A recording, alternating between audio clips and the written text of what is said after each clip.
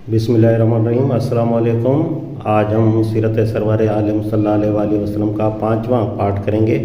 इससे पहले मैं 4 पार्ट कर चुका हूँ, लिंक डिस्क्रिप्शन में दे दूंगा, वहाँ से उसको देख लें।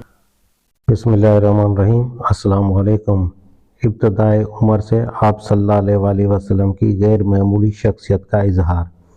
ऊपर हुजूर सल्लल्लाहु अलैहि वसल्लम की पैदाइश के वक्त से 10-12 बरस की उम्र तक के जो वाक़यात बयान किए गए हैं, उनसे ये अच्छी तरह वाज़ेह हो चुका है कि बचपन ही से जिन लोगों का आप सल्लल्लाहु अलैहि वसल्लम से साबिक़ा पेश आ रहा था, उनके जहन पर यह नक्श सब्त होता चला गया था कि ये कोई गैर मामूली शख्सियत है जो उनके दरमियान पैदा हुई है।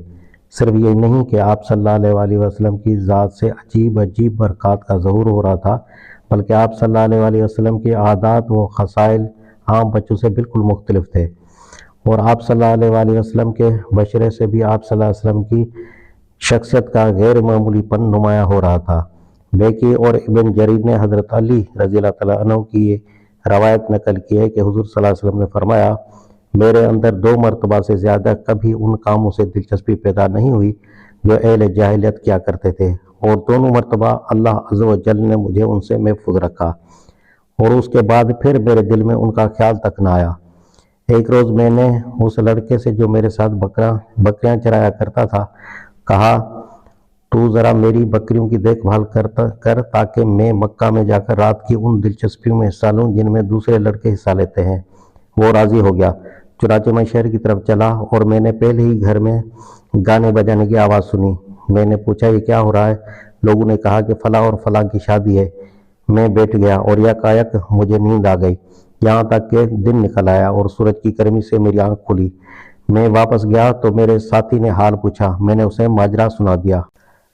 दूसरी रात मैंने अपने साथी से फिर वही बात कही और उसने मान ली। मैं मक्का में दाखिल हुआ तो वही गाना बजाना फिर हो रहा था। मैं तमाशा देखने के लिए बैठा ही था कि फिर सो गया और दिन निकलने तक सोता रहा। वापस जाकर मैंने अपने साथी को बता दिया कि आज भी मैं कुछ न देख सका। उसके बाद मेरे अंदर इस तरह की किसी चीज़ की तरफ मीलान ही पैदा न हुआ। इब्न सअद ने उम्मे ऐमन की रवायत से नकल की है कि बवाना एक बुत था जिसकी ज़ियारत के लिए कुरैश के लोग जाया करते थे।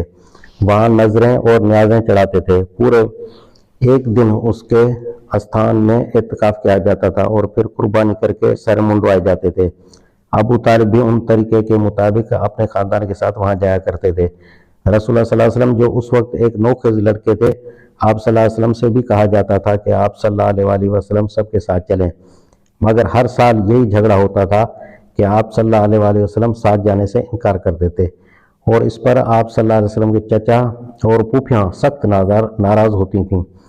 एक मरतबा आप घर के बड़ों की इस मलामत और नसीहत से तंग आकर इस त्यौहार के मौके पर चले गए और बड़ी देर तक कहीं गायब रहे, हत्ता कि सब घर वाले आप सल्लल्लाहु अलैहि वसल्लम के लिए परेशान हो गए। वापस आए तो सख्त खौफज़दा थे और चेहरे का रंग फक था।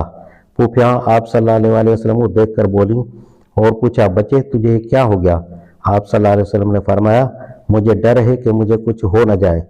फूफियों ने कहा, अल्लाह तुझे कभी शैतान के सर में मुब्तला न करेगा, जबकि तेरे अंदर ऐसी और ऐसी खूबियाँ हैं। आप सल्लल्लाहु अलैहि वसल्लम ने कहा कि जब कभी मैं उस बुत खाने में किसी बुत की तरफ जाता था तो ऐसा मैं मालूम होता था कि कोई गोरे रंग का लंबा तड़ंगा आदमी खड़ा है और कहता है कि ए मोहम्मद दूर रहो, इसे मत छूना। उम्मे ऐमन कहती हैं कि उसके बाद आप सल्लल्लाहु अलैहि वसल्लम कभी उस त्यौहार में नहीं गए। इब्न हशाम ने इब्न अल हक का बयान नकल किया है कि मक्का में कबीला कब अज़दुशनुआ की एक शाख से ताल्लुक़ रखने वाला एक माहिर इल्म कैफ़ा शनास आया करता था, और जब कभी वो आता कुरैश के लोग अपने अपने बच्चों को उसके पास ले जाते थे ताकि वो उनके कैफ़े से उनके मुतल्लिक़ कुछ बताए। एक मरतबा जब वो आया तो अबू तालिब भी हज़रत सल्लल्लाहु अलैहि वसल्लम को दूसरे बच्चों के साथ उसके पास ले गए। उसने आप सल्लल्लाहु अलैहि वसल्लम को देखा और फिर किसी और तरफ मशगूल हो गया। उधर से फारिग होकर उसने कहा कि उस लड़के को लाओ जिसे अभी थोड़ी देर पहले मैंने देखा था। अबू तालिब ने जब देखा कि वह आप सल्लल्लाहु अलैहि वसल्लम को देखने के लिए बड़ी बेताबी का इज़हार कर रहा है तो उन्होंने आप सल्लल्लाहु अलैहि वसल्लम को गायब कर दिया। उसने कहा, उसे मेरे पास लाओ, खुदा की कसम वो बहुत बड़ा आदमी बनने वाला है। मोहम्मद बिन इसहाक़ की रवायत है कि रसूलुल्लाह सल्लल्लाहु अलैहि वसल्लम ने फरमाया कि एक रोज़ قریش کے لڑکوں کے ساتھ کھیلتے ہوئے میں بھی پتھر اٹھا اٹھا کر لا رہا تھا، اور سب لڑکوں نے پتھر اٹھانے کے لیے اپنی اپنی ازار اٹھا کر گلے میں باندھ رکھی تھی، جس سے سب ننگے ہو جاتے تھے۔ میں نے جو ایسا کیا تو یکایک مجھ پر ایک زور کا گھونسا پڑا اور مجھ سے کسی نے کہا کہ اپنی ازار باندھو۔ چنانچہ میں نے اپنی ازار باندھ لی۔ اس طرح لڑکپن ہی میں آپ صلی اللہ علیہ وسلم کو عریانی سے روک دیا گیا۔ اس سے ملتی جلتی صورت اس وقت پیش آئی جب عام الفیل میں، جبکہ حضور صلی اللہ علیہ وسلم 35 سال کے تھے اور آپ صلی اللہ علیہ وسلم کے نبوت پر سرفراز ہونے میں ابھی 5 سال باقی تھے، قریش نے ازسر نو کعبہ کی تعمیر شروع کی۔ اس موقع پر قریش کے سب لوگ اپنی اپنی ازاریں گلے میں باندھے پتھر ڈھونڈ ڈھونڈ کر لا رہے تھے، اور بڑے چھوٹے کسی کو برنگی کا احساس تک نہ تھا۔ حضرت عباس نے حضور صلی اللہ علیہ وسلم سے کہا کہ آپ بھی ایسا کریں، مگر آپ صلی اللہ علیہ وسلم نے ایسا کیا ہی تھا کہ آپ صلی اللہ علیہ وسلم بے ہوش ہو کر زمین پر گر پڑے اور نظریں آسمان پر جم گئیں۔ پھر آپ صلی اللہ علیہ وسلم نے فرمایا، میری ازار، چنانچہ باندھ دی گئی۔ تب آپ صلی اللہ علیہ وسلم اٹھے۔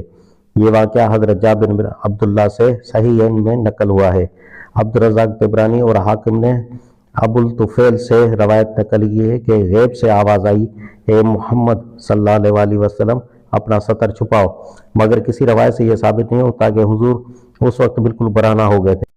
قبل اس کے کہ ازار برنگی کی حد تک اٹھتی، بے ہوشی آپ صلی اللہ علیہ وسلم پر طاری ہو گئی۔